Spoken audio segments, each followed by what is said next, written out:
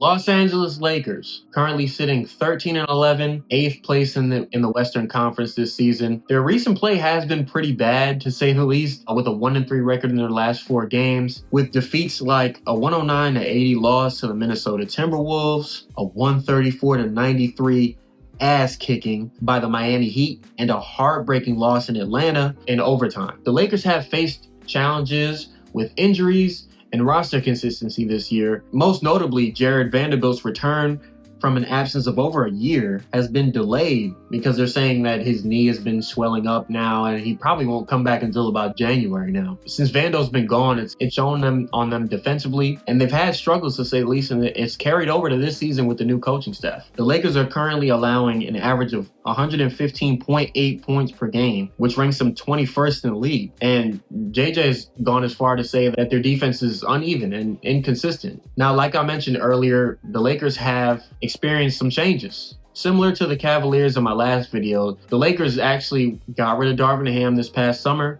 and brought in JJ Redick, the first-time head coach. And he's restructured the offense to center around AD, who's now the primary option, clearly. I feel like this adjustment has allowed LeBron to kind of adapt more of a supportive role, and I think this is honestly what he's been trying to do with AD the entire time. I think this is what LeBron envisioned when AD came to the Lakers initially. He wants him to be the guy. I think everybody's been saying it for the last couple of years. AD needs to be the guy now. It's him. LeBron's career is dwindling down, but he's still playing at a high level, but he clearly wants to pass the torch on the team and give it to AD. And he's responded this season. He started his first 10 games averaging 32.5 points per game and 11.5 rebounds and 1 steal and 1 block. He had a bit of a cold stretch of games last week, but he bounced back the other day against the Trailblazers, putting up a game of 30 points, 11 rebounds, and 5 blocks. JJ's taking a focus on increasing the Lakers' three-point attempts this season. They've struggled with three-point shooting the last few years under Darvin Ham. They didn't really get a lot of threes up. Under Darvin Ham, there wasn't a lot of structure offensively, to say the least. There were a lot of stretches where they couldn't buy a bucket. JJ's come in and he's definitely taken the initiative to focus a little bit more on offense with this Lakers roster this season, but they haven't really responded. It seemed like guys were,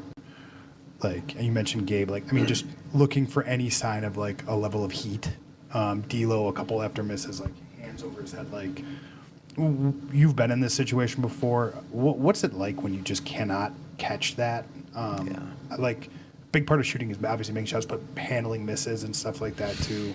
What are you seeing with your guys right now as they're going through a little bit of a cold spell? I can't speak to them. I can't put myself in their brains. I don't think there's ever been a basketball player that stepped on a floor and said, "Man, I really hope I miss all my shots tonight," or "I hope I struggle shooting." It's tough. It's tough to go through it.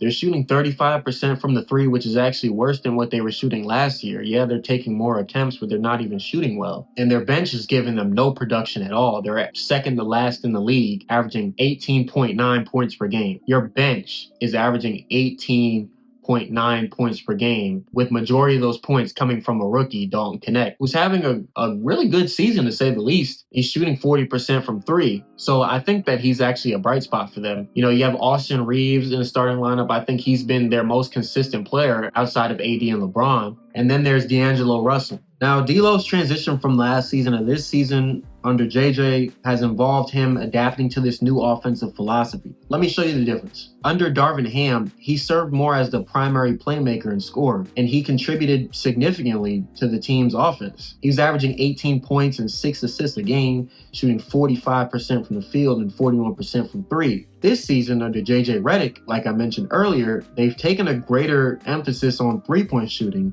and ball movement. So D'Lo's role has shifted, and like I mentioned earlier as well, LeBron kind of moving into more of the playmaker role again like he was back in 2020. It's caused D'Lo to be more off the ball and may or may not have an impact on his game offensively. I feel like he's getting better looks now, but he's not responding well to this new offense, averaging 12 points and just under 6 assists a game, shooting 37.5% from the field and 30% from three. He's having a horrible start to the season, to say the least. The peak of JJ's frustration being D'Lo is he's had some pretty bad turnovers this year. He's had some pretty bad performances shooting the ball. He's had some horrible stretches defensively. He was never much of a defender anyway to begin with in his career, but now he's not contributing on offense either, which has been a problem for the Lakers. JJ even went as far as benching D'Lo multiple times, even benching him against the Grizzlies for the last 17 minutes of the game, and having comments after the game saying that he was concerned about D'Lo's level of compete and attention to detail. Now, JJ did talk a lot about him wanting Rui Hachimura to take that next step for them, and I think that he really envisioned Rui to be that real number 3 option that can go out there and give you 20 a night.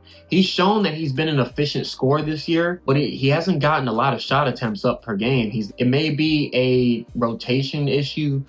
Maybe he's kind of having trouble finding his spots with having guys like LeBron and AD out there, and then Austin Reeves, who's probably been the Lakers' most consistent player outside of AD and LeBron. So maybe he's having struggles with that. And I would probably say, if you don't want to trade, maybe switch up the roster a little bit. Maybe when Vando comes back, bring Rui off the bench, let him run more minutes where he's the guy out there. Let AD and LeBron sit for some stretches and see how Rui responds offensively, because he's shooting the ball well. He's shooting 50% from the field and 46% from three. I think we all can say that the Lakers need to make a change and move on from this current roster with the new JJ Redick offense, focusing more on threes and having a more kind of 3-and-D mindset with this new roster.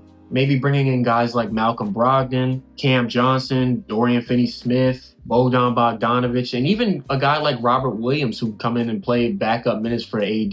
Kind of go back to when he was in Boston, playing 15 minutes, 17 minutes a game, coming in, giving a spark defensively, giving a relief to the starting center, and making impact plays on defense, and grabbing some important rebounds on offense, giving the team extra possessions. Now, you guys let me know in the comments what you guys think. Should the Lakers keep this roster, let them go out one more time? Should they make a big move and get that clear-cut number 3 op that can give you 30 on any given night, consistently average 19, 20 a game? Or should the Lakers just kind of have an overhaul with role players? Get all these other guys out, get D'Lo out, get Austin Reeves out, maybe Rui, and kind of bring in a new set of guys to support AD and LeBron. You guys let me know in the comments. As always, subscribe to the channel, like this video if you like my content, help my content get out to more people. I'll see y'all next video. Peace.